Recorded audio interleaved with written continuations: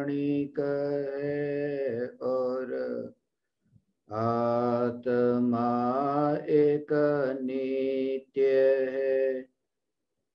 आत्मा का अनुभव बस एकमात्र नित्य है।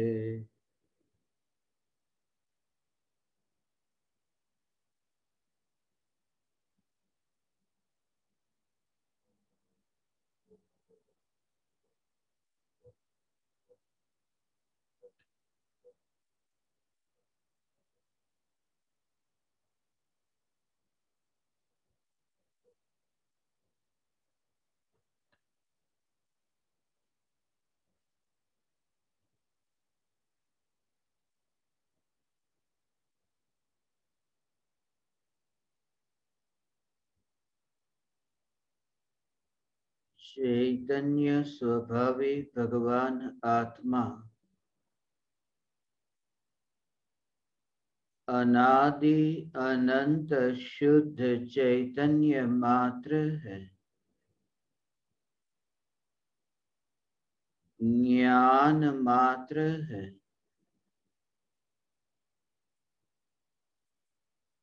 मैं शुद्ध चैतन्य मात्र,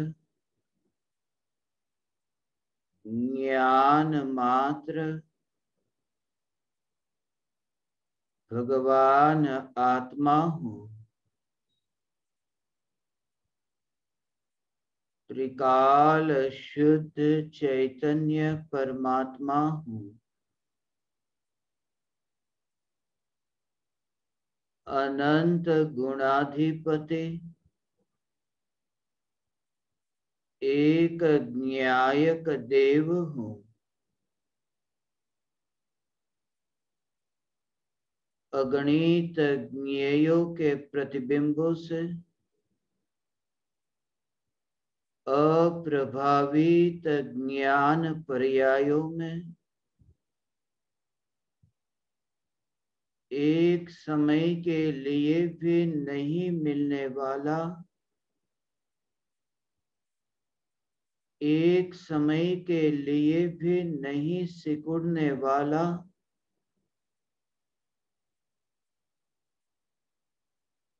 त्रिकाल ध्रुव चैतन्य सत्ता मात्र भगवान आत्मा हूँ।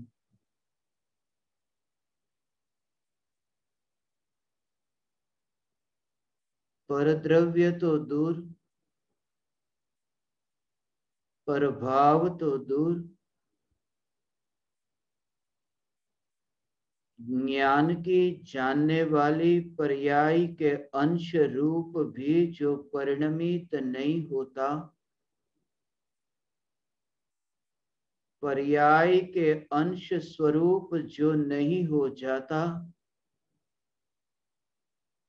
ऐसा त्रिकाल ध्रुव चैतन्य सत्ता स्वरूप यही मैं हूँ।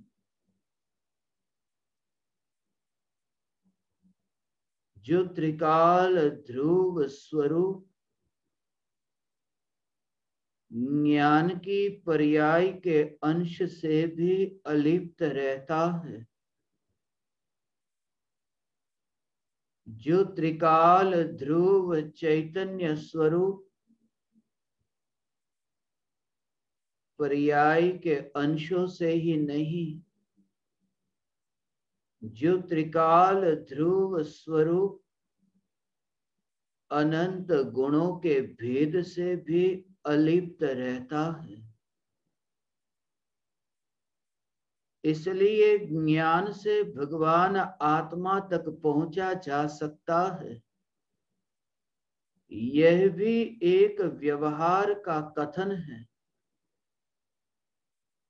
वास्तव में आत्मा ही आत्मा तक पहुंचने का एकमात्र उपाय है, साधन है। इसलिए तो आत्मा को ही साध्य कहा और आत्मा को ही साधन, क्योंकि जहां गुणों के भेद का विकल्प उत्पन्न हो तो निर्विकल्प अनुभूति हो कैसे। इसलिए त्रिकाल ध्रुव चैतन्य सत्ता स्वरूप जो द्रव्य है, इस द्रव्य के आश्रय से पर्याय में निर्मलता प्रकट होती है। विकल्प के लक्ष्य से विकल्प ही उत्पन्न होते हैं। द्रव्य त्रिकाल निर्विकल्प है। द्रव्य त्रिकाल अपरिणामी है। द्रव्य त्रिकाल ध्रुव है। जब ध्यान ढला ध्रुव ज्ञायक पर, जब अनंत गुणों की पर्याय त्रिकाली ध्रुव एक ज्ञायक देव पर ढलती है, जहां परमाणुओं का अंतराय नहीं, जहां ये राख की दीवार का अंतराय नहीं, जहां राग के विकल्प का अंतराय नहीं, राग के विकल्प का अंतराय तो दूर, क्षयोपशम ज्ञान की तरंगों का भी जहां अंतराय नहीं, ऐसा जो ध्रुव चैतन्य स्वरूप का अनुभव, ऐसा भगवान आत्मा का अनुभव हो, अनुभव होते ही प्रति समय विकल्प को जानने वाली ज्ञान की पर्याय में ज्ञानी की ये दृष्टि है कि यही असत्संग है। इसलिए ज्ञानी भावना भाते है सत्संग में ही रहना है।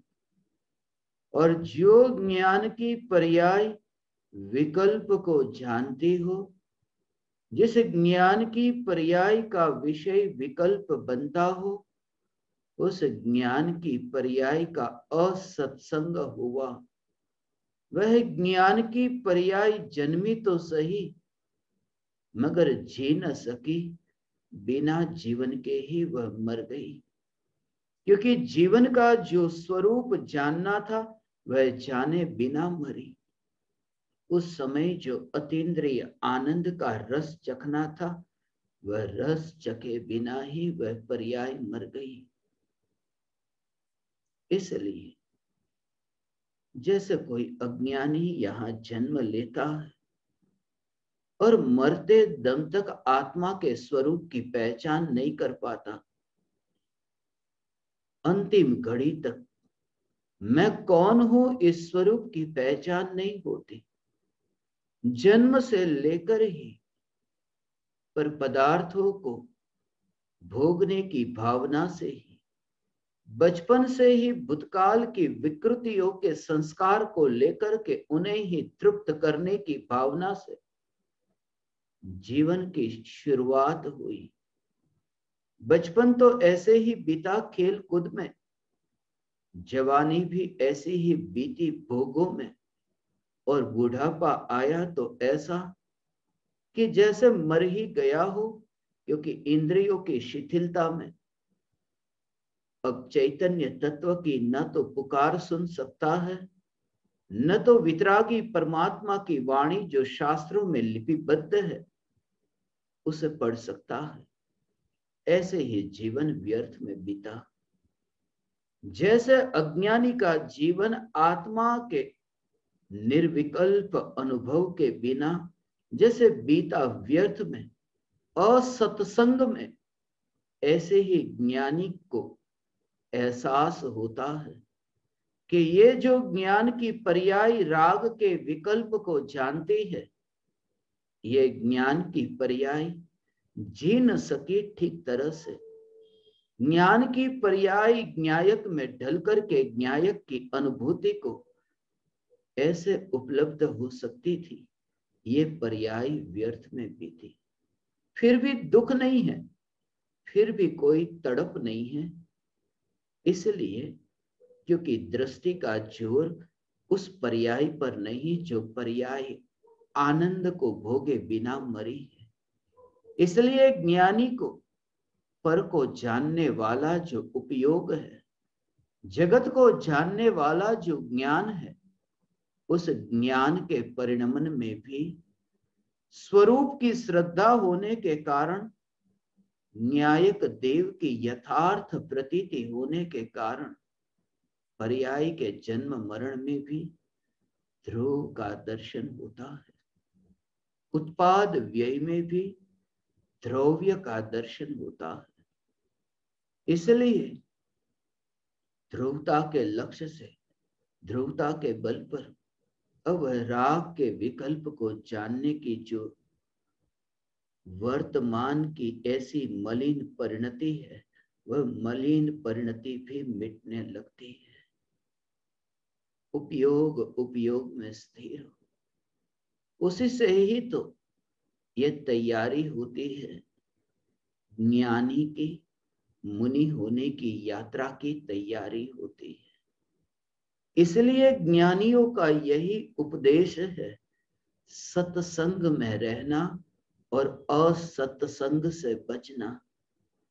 बचना असत्संग से।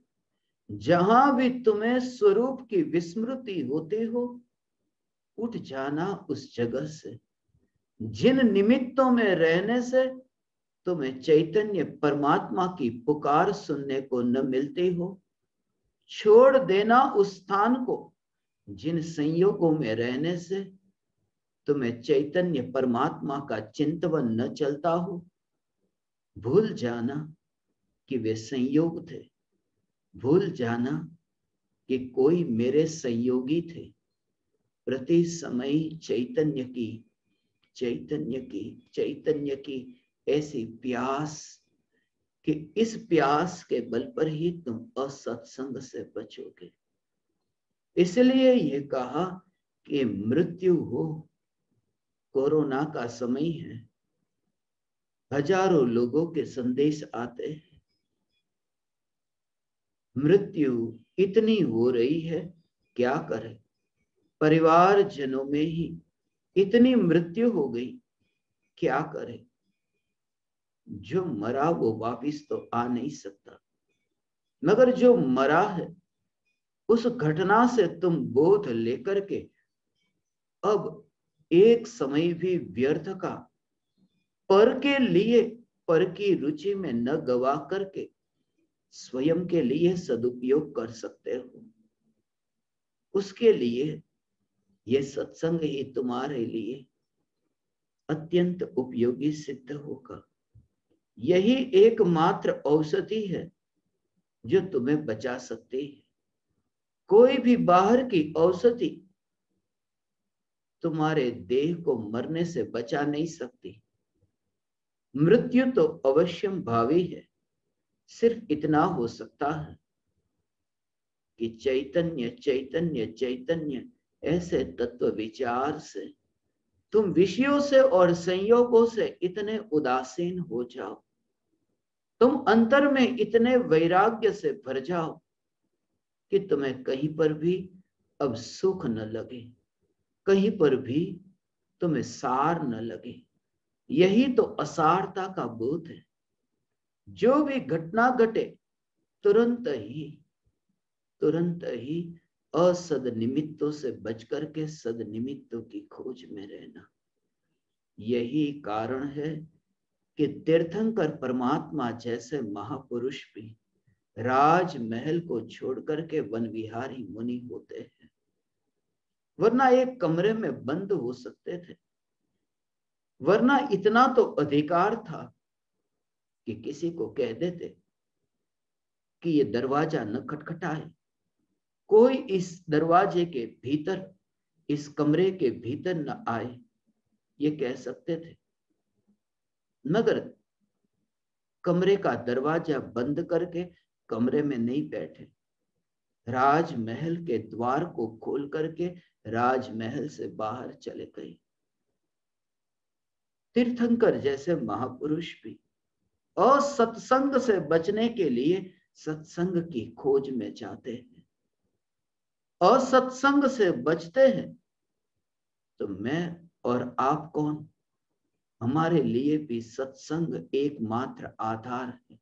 इसलिए कि तीर्थंकर परमात्माओं के दृष्टांत लेकर के तुम स्वच्छंदी मत होना। तीर्थंकरों ने तो तीर्थंकर के भव में, गृहस्थ की भूमिका में न तो आत्मज्ञान पाया, न तो केवल ज्ञान पाया। तुमने कभी ये विचार किया कि तीर्थंकर परमात्मा तीर्थंकर के भव में न तो आत्मज्ञान पाए उस गृहस्थ अवस्था में, न तो केवल ज्ञान पाए उस गृहस्थ अवस्था में, आत्मज्ञान पाकर आए थे पूर्व भव से, और केवल ज्ञान पाया वन विहारी संत होकर के काजल की काल कोठरी में न तो आत्मज्ञान न तो केवल ज्ञान। तीर्थंकर परमात्मा का वह राजमहल जो भूतकाल में राजा की अवस्था में इतना वैभव था, मगर कहीं पर भी उस वैभव में रस न था। प्रति समय तुम्हारी भी यही भावना हो, जितना हो सके तुम बचना असद निमित्तों से। एकमात्र उपाय है। इसलिए मैं कहता हूं, यदि परिवार जन में किसी की मृत्यु हो, भूल जाओ तुम और आओ तुम सत्संग में। गया सो गया, वो तो व्यर्थ में मनुष्य जीवन बर्बाद करके गया। अब तुम अपना मनुष्य जीवन बर्बाद मत करो, ये तुम्हारे लिए अवसर है। जाने वाले के पीछे रोने की क्या जरूरत, क्योंकि जो गया थोड़ा बहुत पुण्य बांध करके गया। जो गया वो यहां पर भगवान की भक्ति करने तो जाता था, आत्मा की पहचान नहीं हुई। देव दर्शन करता था, कभी कभी पूजा भक्ति भी करता था, थोड़ा बहुत पुण्य बांध लिया, गया वो स्वर्ग में। वह स्वर्ग में इंद्रियों के विषयों को भोगता है। वह तो इंद्रियों के विषयों को भोग करके सुख की कल्पना करता है। वह तुम्हारे पीछे नहीं रोता। जो व्यक्ति यहां से मर करके वहां इंद्रियों के सुख में इतना मस्त हो गया हो, उसके विरह में तुम रोते हो। उसके विरह में तो तुम्हें यह बोध हो कि यही संसार का स्वरूप है। अनित्य संसार का बोध, सद निमित्तों में रहना। कोई विरला पुरुष इसकी खोज में रहता है कि बस ऐसे ही निमित्तों में मैं रहूंगा, जिस निमित्त में रहने से मुझे चैतन्य परमात्मा की विस्मृति न हो। कोई मुझे जगाता रहे, जहां मैं जागता रहूं, ऐसे ही निमित्त में रहना है। जैसे ही जरा सी झपकी लग जाए, जगाने वाला कोई चाहिए। यहां सोने के निमित्त बहुत है, जहां देखो थोड़ी सी सावधानी हटी कि विकल्पों की जाल में फंस गए। इसलिए तीर्थंकर जैसे महापुरुष भी देह छूटने से पहले घर छोड़ करके चले गए। और यही मैं भावना पाता हूं काजल की काल कोठरी से मुक्त होने की। और वह दिन दूर नहीं, वह दिन दूर नहीं, क्योंकि जीवन में क्षणिक के बोध से मैं प्रति समय भर रहा हूं। नित्य चैतन्य तत्व का लक्ष्य और क्षणिक के बोध से भरना हो, उसका अंतिम, उसका चरम परिणाम बस यही होता है कि मुनि धर्म का पालन होता है। अचानक नहीं होता, वह धीरे धीरे धीरे धीरे वह वैराग्य परिपक्व होता है। वैराग्य परिपक्व होता है। दूध है, बर्तन में रखा है और गर्म हो रहा है, और वह दूध बर्तन को छोड़ करके दूध बर्तन में से बाहर निकल गया। वह अचानक नहीं निकला, वहां तैयारी चल रही थी। धीरे धीरे वह दूध गर्म हो रहा था। वो अचानक गर्म नहीं हुआ, वह धीरे धीरे धीरे धीरे धीरे धीरे गर्म हो रहा था। और एक समय ऐसा आया कि वह दूध बाहर निकल गया। अचानक नहीं हुआ, धीरे धीरे। जो फल पेड़ से नीचे गिरा है वो अचानक नहीं गिरा, वो पककर के गिरा है, और पकना उसका एक समय में नहीं हुआ, एक सेकंड में नहीं हुआ। उसके लिए बहुत दिन लगे, महीने लगे कि वह फल कच्चे से अब पका और फिर गिरा। ज्ञानियों का वैराग्य भी ऐसा है, धीरे धीरे पकता है मगर छूटने में देर नहीं लगती। 83 लाख पूर्व वर्ष तक वह वैराग्य पकता रहा। राजा ऋषभदेव का प्रति समय जीवन में इतनी घटनाएं घटी। कभी तुमने ये विचार किया कि नीलांजना की मृत्यु हुई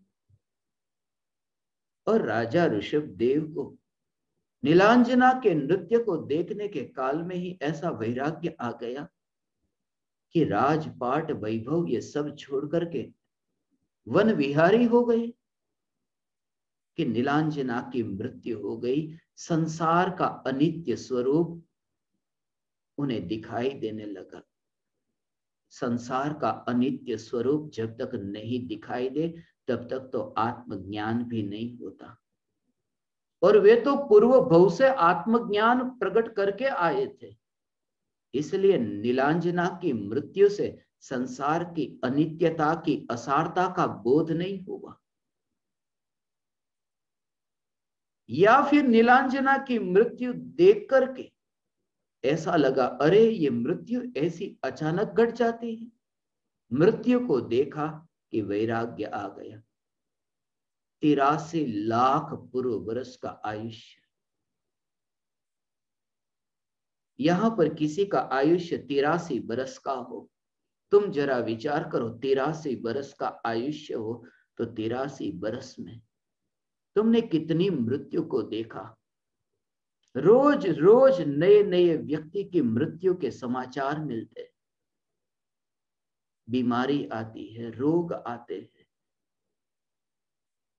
कितनी मृत्यु होती है। और अभी तो तुम देखते हो ना, रोज कोरोना में ये मर गए, ये मर गए, रोज ये समाचार तुम्हारे पास पहुंचते हैं। और ऐसा नहीं है कि बूढ़े की मृत्यु को ही देखा हो, जवान की मृत्यु को भी देखा है, बच्चों की मृत्यु को भी देखा है। और तुमने तो यह भी जाना है कि मां के गर्भ में भी बच्चा मर जाता। 83 बरस का तुम्हारा आयुष्य हो, तुम्हें मृत्यु का इतना तो अनुभव है, तुमने तो देखा कि इतनी मृत्यु होती है। जब 83 बरस में इतनी मृत्यु तुमने देखी तो राजा ऋषभदेव ने 83 लाख पूर्व वर्ष में क्या ये पहली मृत्यु देखी थी? ये पहली मृत्यु नहीं थी। मृत्यु तो बहुत देखी थी, मगर जब वे मृत्यु को देखते थे भेद विज्ञान के बल पर, फिर वे स्वरूप में डुबकी लगाते। और वह स्वरूप की डुबकी लगाते लगाते ही वह परिणति ऐसी निर्मल होती गई, वैराग्य ऐसा परिपक्व हुआ कि नीलांजना की मृत्यु तो एक निमित्त बन गई। वास्तव में तो इतने हजारों लाखों वर्षों का, करोड़ों वर्षों का ये जो वैराग्य, वो वैराग्य परिपक्व हुआ और मुनि धर्म अंगीकार किया, सिर्फ मृत्यु देख करके नहीं। इसलिए जब मैं मुनि होऊंगा, जिस समय मैं मुनि होऊंगा, उस समय जो निमित्त बनेगा उस निमित्त को मुनि धर्म का कारण मत मानना। जिस समय मैं मुनि होऊंगा उस समय मुनि धर्म के निमित्त को, उस एक ही निमित्त पर आरोप लगा करके तुम भ्रमित मत होना। पूर्व में जीवन के कड़वे कड़वे जितने भी अनुभव हुए, संसार की असारता के जितने अनुभव हुए, वे अनुभव उसमें शामिल होंगे, वो बोध उसमें शामिल होगा। और ये बोध के बल पर ही तो फिर मुनि होकर के गृहस्थ नहीं होते, वह बोध का बल, वापिस फिर नहीं आते। इसलिए तो मुनि हो तो जाते हैं, वन विहारी संत हो जाते हैं, इसलिए भावलिंगी मुनि, कभी तुमने ये विचार किया कि 7वें गुणस्थान से फिर जब छठे गुणस्थान में आते हैं और छठे गुणस्थान में से फिर कभी ऐसा हो कि पुरुषार्थ की कमजोरी, कि छठे से फिर 7वें गुणस्थान में न गए और छठे गुणस्थान से 5वें गुणस्थान में आ गए। जब छठे गुणस्थान से 5वें गुणस्थान में आ जाते हैं तब 5वें गुणस्थान में वे वस्त्र नहीं पहन लेते, यद्यपि 5वें गुणस्थान में देहधारी होते हैं,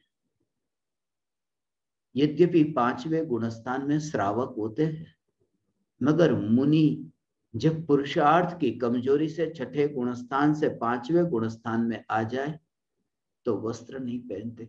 चौथे गुणस्थान वर्ती सम्यक दृष्टि मुनि चौथे गुणस्थान में हो, छठे गुणस्थान से चौथे गुणस्थान में भी आ जाए तो भी वस्त्र नहीं पहन लेते, राज सिंहासन पर जाकर के नहीं बैठ जाते।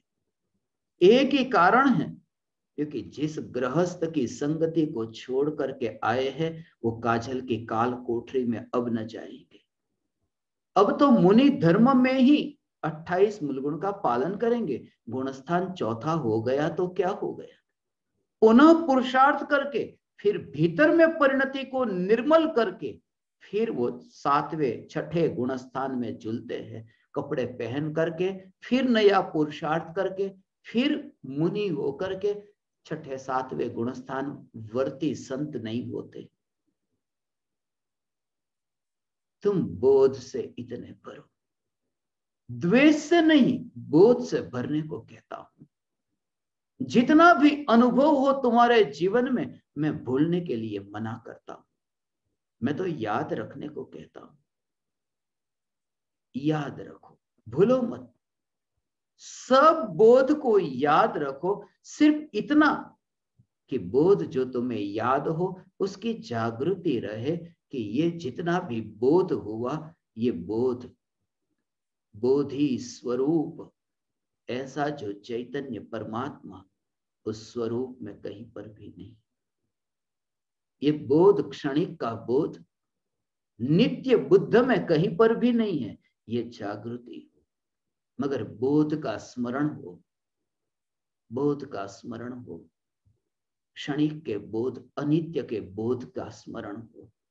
यही तो कारण है मुनि होकर के अनित्यता की असारता को भूल नहीं गए, वरना मुनिराज जब 12 भावनाओं की रचना करते हैं, कार्तिकेय मुनि कार्तिकेयानुप्रेक्षा की रचना करते हैं, तो कैसे करते? क्षणिक का बोध है और स्मरण भी है। अनित्य अनित्य संसार का स्वरूप उनके ज्ञान में अभी तरोताजा है। सिर्फ न्यायक देव में ये नहीं, और इसलिए जो न्यायक देव है इसके अतिरिक्त इनमें कहीं अब उलझने में सार नहीं। ये असत्संग से बचना और सत्संग में रहना, मेरी ज्ञान दीपकों से यही प्रार्थना है। आप परमात्माओं के लिए भी मेरी यही भावना है। तुरंत ही हट जाना ऐसे निमित्तों से जिन निमित्तों में रह करके तुम्हें स्वरूप की विस्मृति होती हो, जिन निमित्तों में रहने से तुम्हारा चैतन्य परमात्मा की पुकार सुनने का सत्संग भी छूट जाता हो। क्योंकि जिनके निमित्त से ये सत्संग छूट रहा है वे तो मर करके कहां जाएंगे पता नहीं, और तुम भी मर करके कहां जाओगे पता नहीं, यदि तुमने अभी असद निमित्तों से बच करके सद निमित्त में रहने की भावना न भाई। आज मैं भावना पाने को कहता हूं, आज मैं लिपटने को नहीं कहता, लिपटने को नहीं कहता।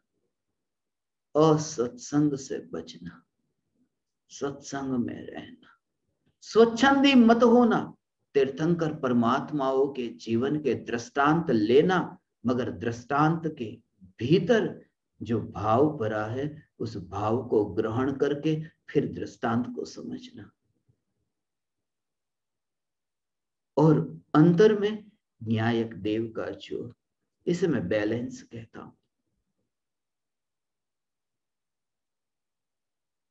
वरना तुम 96,000 रानियों के साथ शादी करने जाओ, वरना तुम 6 खंड का वैभव, उस वैभव को जीतने के लिए जाओ। दृष्टांत तो ऐसे भी लिए जा सकते हैं, मगर भोगी सदैव भोग के दृष्टांत लेकर के स्वच्छंदी होता है, और ज्ञानी सदैव ज्ञान स्वभावी, भगवान आत्मा में लीन ज्ञानी उन ज्ञानियों के पुरुषार्थ को लक्ष्य में रख करके प्रति समय सावधान रहता है कि वे वहां नहीं थे। वह प्रयोग तुम करो, असत्संग से बचना और सत्संग में रहना। जो असत है उसकी संगति में न रहना, जो झूठा है, जो धोखेबाज है, उसकी संगति में मत रहना। जो धोखेबाज है, और परिवार जन से बड़े धोखेबाज और कोई नहीं, ये परिवार जन धोखेबाज है। और कौन परिवार जन? भाव बहुत सूक्ष्म है। जो धोखेबाज है, जो बदल जाते हैं, जो पलट जाते हैं, ऐसे धोखेबाजों से बचना। जो पलट जाए, बदल जाए, जो परिवार में ही रहता हो और धोखेबाज हो, जिसका कोई ठिकाना नहीं, उनसे बचना। और जब मैं ये कहता हूं, इसके पीछे मेरा भाव बहुत सूक्ष्म है। परिवार जनों से बचना, क्योंकि परिवार जन में ऐसे धोखेबाज परिवार जन में होते हैं। आत्मा के गुण और आत्मा की पर्याय आत्मा का परिवार, और आत्मा की पर्याय में जो राग का भाव वर्तमान में है, ये राग का भाव ये आत्मा के परिवार का एक हिस्सा, और आत्मा में उत्पन्न होने वाला राग का भाव ये पलट जाता है, ये परिवार जन बदल जाते हैं। ये राग का भाव बदलकर द्वेष में रूपांतरित होता है। भाव व्यक्ति नहीं, ये भाव बदलता है। राग का भाव द्वेष में रूपांतरित हो जाता है।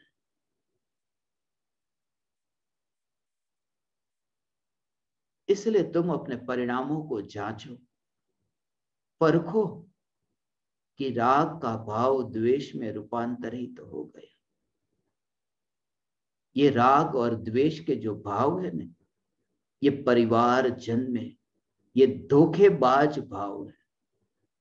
और जब मैं कहता हूं परिवार जनों की संगति से बचना, अर्थात ये राग और द्वेष के जो भाव है, जो ज्ञान की पर्याय ऐसे परिवार जन की संगति करे, जो ज्ञान की पर्याय राग और द्वेष की रुचि रख करके राग और द्वेष को जानने में तन्मय हो, राग और द्वेष को जाने, राग और द्वेष की संगति करे, ऐसी जो ज्ञान की पर्याय, उस ज्ञान की पर्याय को ये कहा कि तू असत से बच, झूठे से बच।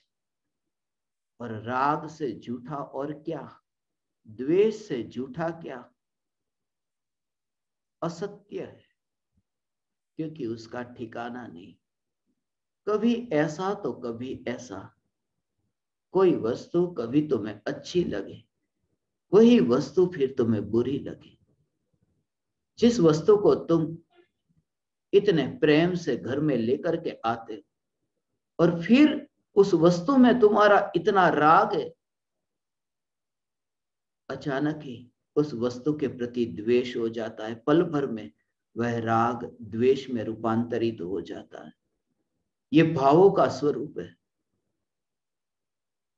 कि ये राग से द्वेष, द्वेष से राग। इसमें तुम्हारा कोई दोष नहीं, तुम्हारा कोई दोष नहीं। यही परभावों का स्वरूप है। ये वस्तु का स्वभाव ऐसा है। यदि गुड़ मीठा है, कभी तुमने शंका की? नींबू खट्टा है, कभी तुमने ये शंका की कि क्यों? क्योंकि ये स्वभाव है। बस तुम्हें ऐसे ही कि राग का भाव द्वेष में रूपांतरित हो, द्वेष राग में रूपांतरित हो, ये पलट जाए, ये स्वभाव है, ये प्रभाव का स्वभाव है। विभाव का भी स्वभाव होता है, ये विभाव का स्वभाव है। और विभाव का जो स्वभाव है, जो पलट जाए, जो विपरीत होकर के पलट जाए। तीव्र राग से मंद राग होता तो बात समझ में भी आती, राग से द्वेष में रूपांतरण हो जाए, ये भावों का स्वरूप। इसलिए तो रुचि नहीं रहती, इसलिए तो रुचि नहीं रहती। इसलिए कभी तुमने ये सोचा श्रेणिक महाराजा, एक समय ऐसा आता है कि मुनिराज पर उपसर्ग करने का भाव आया, मुनिराज के गले में सांप डालने का भाव आया, और फिर मुनिराज की भक्ति का भाव आया, मुनिराज के सामने हाथ जोड़कर मस्तक झुकाने का भाव आया। ये कैसे भाव बदलते हैं? ये भावों का पलटना कभी तुमने सोचा ये भाव कैसे पलटते हैं? द्वेष का भाव राग में पलट गया, और जब द्वेष राग में पलट गया तो उन्होंने क्या किया कि द्वेष तो गया, अरे राग का भाव आया। उन्होंने उस राग के भाव को दृष्टि में न लिया, उस राग के भाव को भी उन्होंने गौण कर दिया, एक और रहने दिया। वरना सम्यक दर्शन होता कैसे? राग को मुख्य करने से सम्यक दर्शन नहीं होता। तो जो द्वेष का भाव था, वह द्वेष का भाव राग में पलट जाए तो भी राग को भी वो दृष्टि में नहीं लेते। क्यों? ये जाना है कि जो द्वेष का भाव राग में पलट गया, उस राग का भी कोई ठिकाना नहीं, वह राग फिर से द्वेष में पलट सकता है।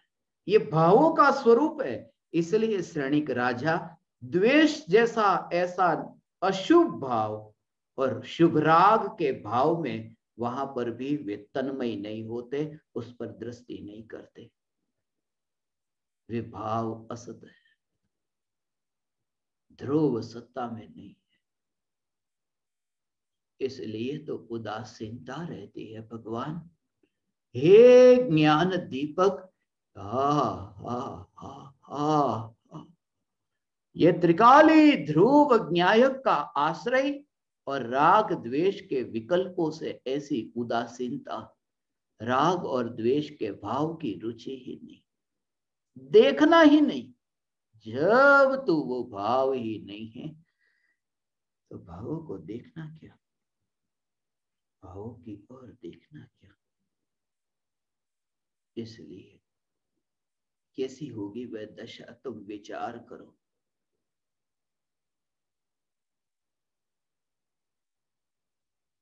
कितनी उदासीनता अंतर में होगी। यदि तुम्हें ऐसा हो तो कैसा अहंकार आता। कोर्ट में कितने वर्षों तक किसी शत्रु के साथ तुम्हारा केस चला, और उस शत्रु के साथ इतना लंबे काल तक, वर्षों तक मुकदमा चला, और फिर समाज में लोगों ने तुमको समझाया कि माफी मांग लो, भाव से जाने दो, क्या द्वेष रखना। और जब तुम समाज के बीच में भाव से माफी मांग लेते हो, हाथ जोड़ देते हो कि मुझे माफ कर दो, मुझसे कोई भूल हो गई हो, तो तब तुम्हारे अंदर एक छुपा भाव रहता है अहंकार का कि मैंने माफी तो मांग ली, मैं इतना झुकने को तैयार हो जाता हूं, ऐसा मैं। वो जो द्वेष का भाव था, वो द्वेष का भाव अब तुम्हारा, जब वो राग में हाथ जोड़ करके मित्रता बनाने को तैयार हुए ने, उसमें रस लिया है, उसमें अहंकार पुष्ट हुआ कि देखो अहंकार को तुमने अंदर रस लेकर के पिया है, हाथ जोड़ करके। श्रेणिक राजा ने द्वेष था, वो द्वेष जब राग में पलट गया, मगर राग में पलटता है तब वे राग का रस नहीं पीते, वरना अहंकार आए कि देखो ऐसा राग वाला मैं, द्वेष छोड़ने वाला मैं। इसलिए हे ज्ञान दीपक, ये राग और द्वेष दोनों प्रकार के ये विकार के भाव से उदासीन होकर के राग और द्वेष के भाव में जो ज्ञान की पर्याय असत्संग में जाती है, वहां से वापिस मोड़ करके न्यायक की ओर ढालना, उसे कहते हैं जब ध्यान ढला न्यायक पर। ये ध्यान न्यायक देव पर ढला,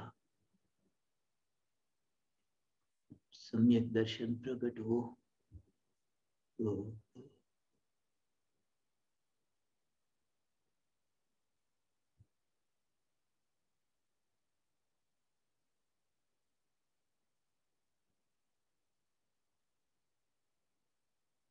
कैसा है भगवान? राग और द्वेष के भाव ऐसा है, ये विकल्प उत्पन्न हुआ, परमात्मा की भक्ति का भाव उत्पन्न हुआ। भक्ति के भाव के काल में भी यदि मजबूरी हो, असत्संग में रहना पड़े, असत्संग में रहना पड़े, तो भी अपने में रहना, क्योंकि ऐसे ज्ञान दीपक है, आप में से ही ऐसे ज्ञान दीपक है, ऐसे भगवान कि जिनकी अभी गृहस्थ दशा में ऐसी हालत है ना कि परिवार के बीच में रहना पड़ता है। पति ऐसा है कि आत्मा की बात सुनते ही इतना गुस्सा आता है कि क्या ये धर्म धर्म लगा कर रखा है, ये तो कोई पूर्व भव की ऐसी लेन देन बाकी रह गई कि ऐसे घर में तुम्हारा वहां पर जाना हुआ, ऐसे परिवारजन तुम्हें मिले कि पूर्व भव की ऐसी लेन देन बाकी रह गई कि जहां आत्मा की बात सुनते ही ऐसा द्वेष होता हो। फिर भी ऐसे ज्ञान दीपक है, क्या करते हैं, असत्संग में रहना पड़ता है ना। सास ऐसी मिली, बहू ऐसी मिली, ननंद ऐसी मिली, बेटा ऐसा मिला कि बाप का दिवाला निकाले। अब बाप परेशान कि अरे कहाँ मैं धर्म ध्यान करूं, ऐसा निमित्त मिला, कोई मेरी बात को मानता नहीं है, सुनता नहीं। ऐसी स्थिति है ज्ञान दीपक की, तब तुम क्या करते हो? सत्संग नहीं छोड़ते कि कान में जैसे तुम ईयरफोन लगा लेते हो ना, ईयरफोन लगाया, घर में झगड़ा चल रहा है, घर में विवाद चल रहा है, तुमने ईयरफोन लगा दिया और सुनते हो, बाहर की आवाज तुम्हारे पास आती ही नहीं। और सत्संग में रह करके भी तुम्हारा ये सत्संग, जब तक तुम घर को छोड़ नहीं सकते तब तक इतना तो अवश्य करना। घर को नहीं छोड़ सकते, पति को नहीं छोड़ सकते, तब तक वो कान में लगा करके, ईयरफोन को कान में लगा करके जैसे सुनते हो कि क्या करे, इनके बीच में रहना पड़ता है। मगर मैं सुनता हूं वही चैतन्य चैतन्य चैतन्य। अभी दशा ऐसी है ना, ये बात बाहर की है, अब मैं भीतर की बात बताने के लिए ये बात कह रहा था।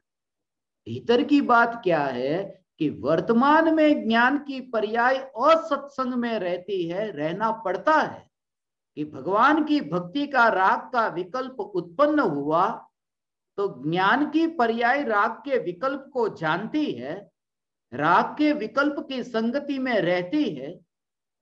फिर भी इतना तो अवश्य हो सकता है कि जैसे तुम कान में ईयरफोन लगा करके उनकी पुकार नहीं सुनते परिवारजनों की, भले चलती हो, ऐसे ही तुम भले ही ज्ञान में राग को जानते हो मगर राग का रस ज्ञान में नहीं आता। ऐसे ज्ञान के स्वरूप का ही रस चखना राग का रस मत चखना।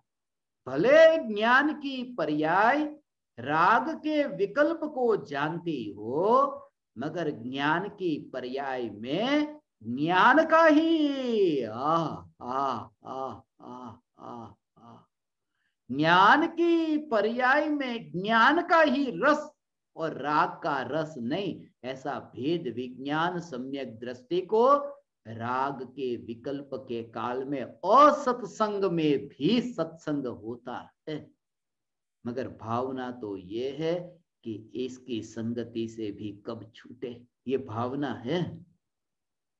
तो राग का विकल्प हो भगवान, राग राग राग का विकल्प, राग का विकल्प ही नहीं, द्वेष का विकल्प भी उत्पन्न हो। द्वेष का विकल्प उत्पन्न हो, द्वेष का विकल्प जानने में आए, जानने का रस नहीं है, वो स्वरूप की पहचान है ना। ऐसा भेद विज्ञान करना ये कला है, ये भेद विज्ञान की कला है कि जो राग का विकल्प उत्पन्न हुआ तो ज्ञान में जब राग का विकल्प जानने में आए तो उसका रस कैसे न ले, अलिप्तता कैसे रहे।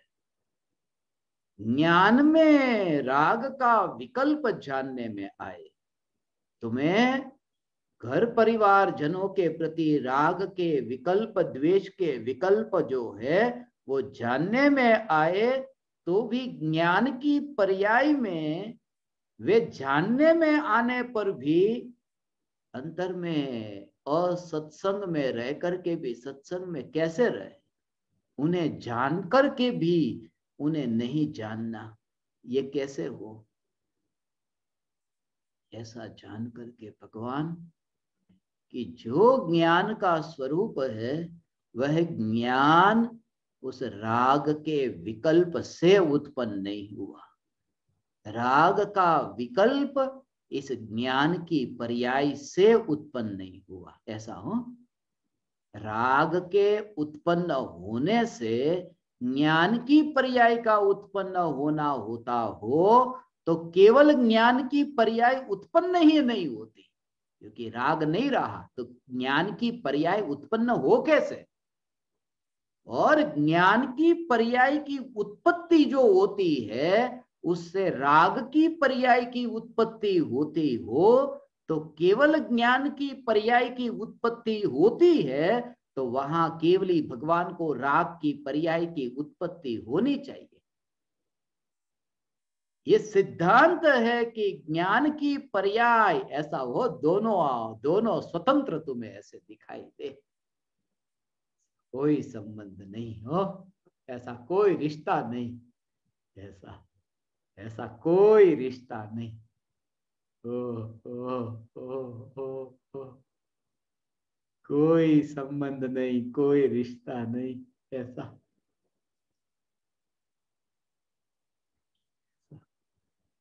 ऐसा स्वरूप है भगवान कि जो राग का विकल्प है और ज्ञान की जानने वाली पर्याय, वहां लक्षण से ये जाना कि दोनों के बीच में जब संबंध नहीं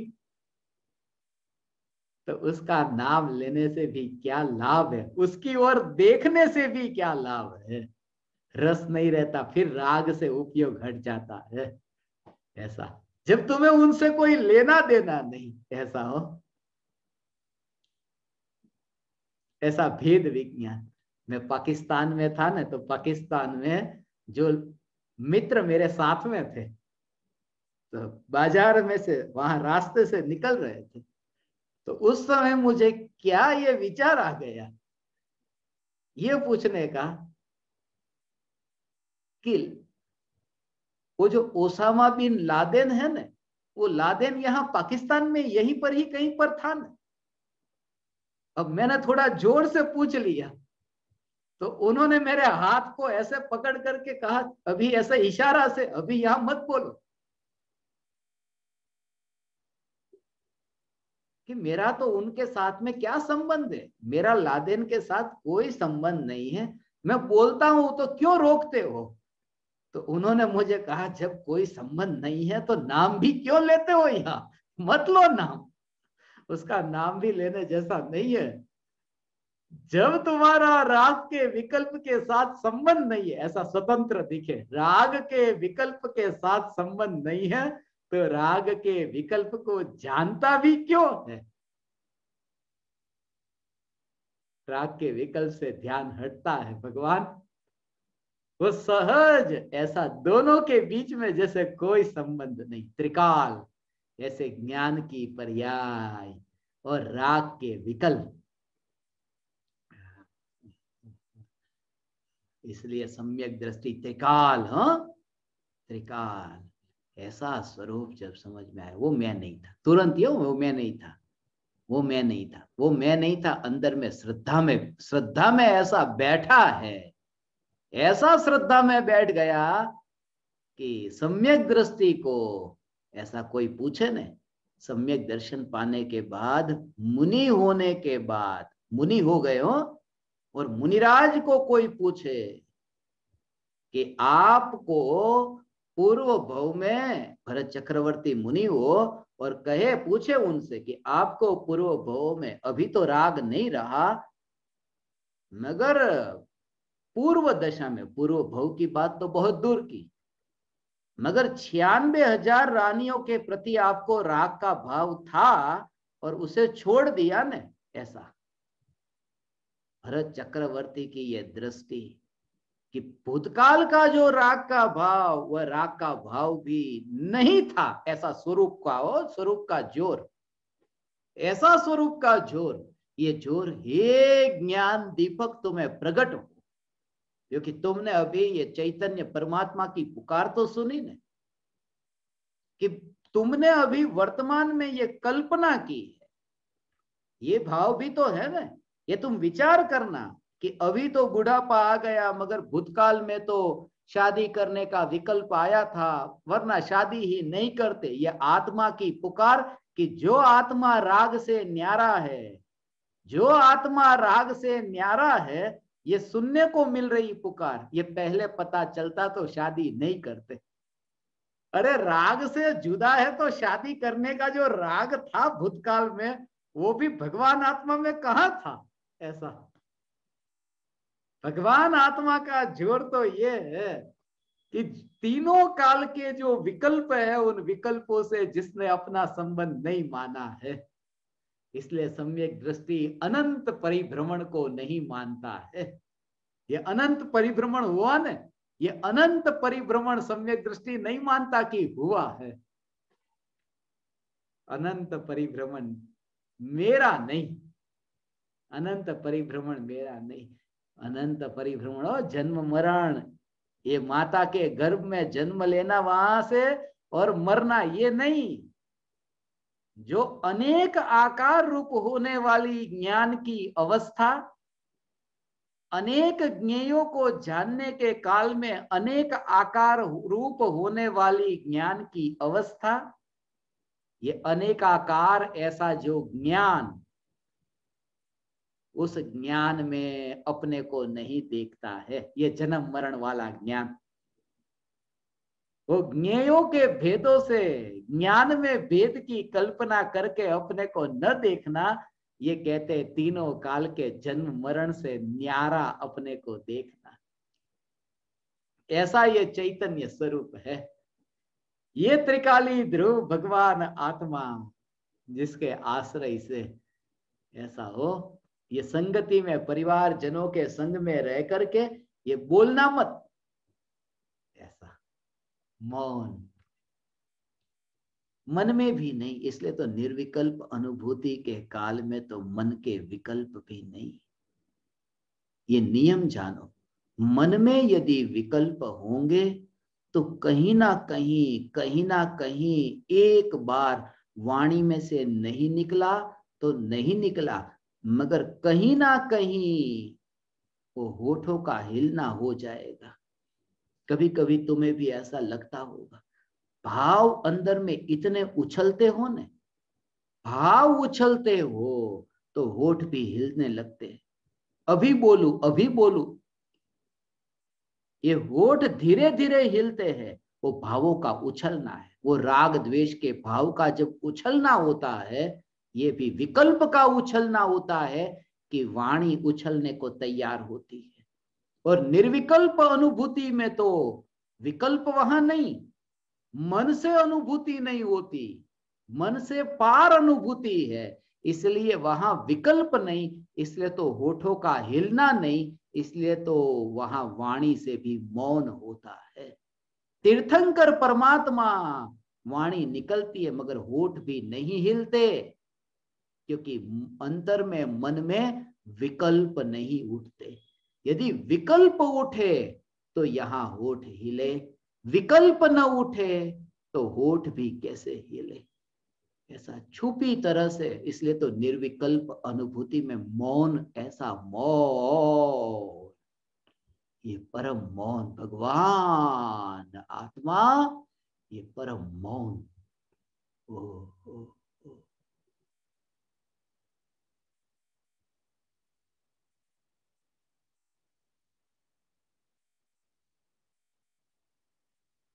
ये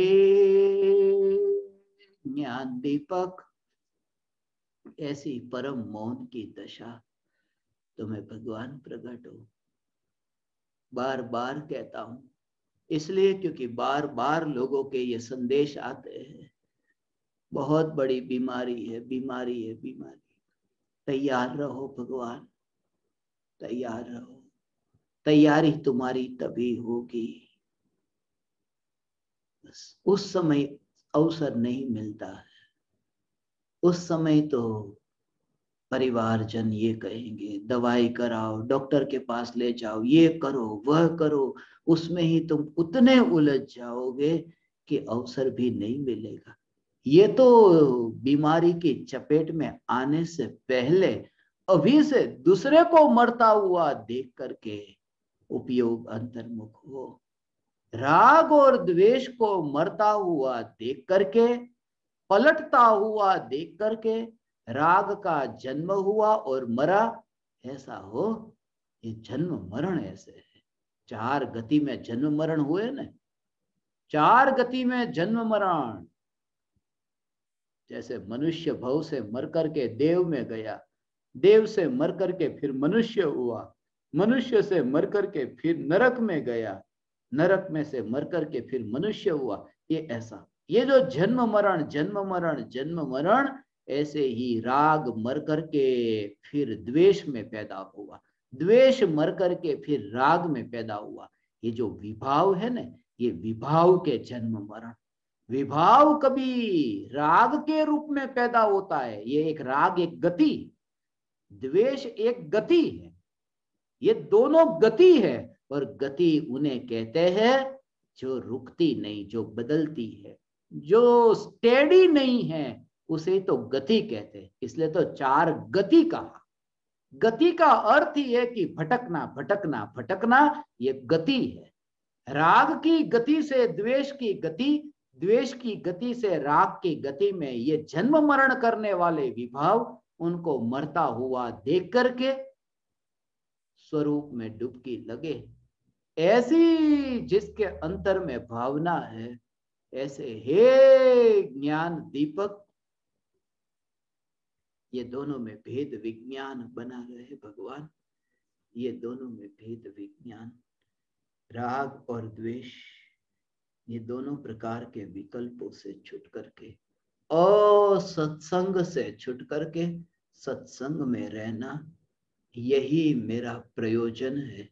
एकमात्र सत्संग, सत्संग, सत्संग।